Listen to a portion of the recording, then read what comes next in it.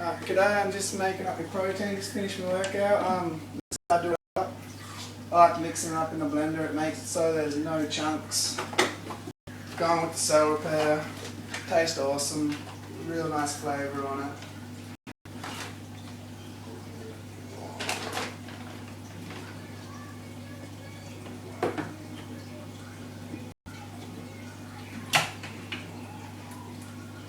Alright, just mix it up for about 40 seconds. And then get the raw lumps.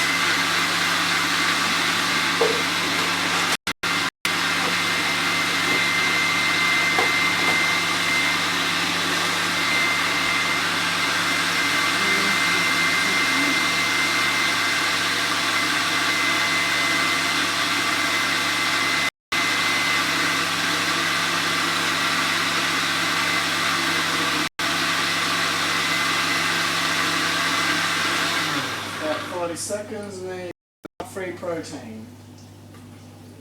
Can you turn it off now?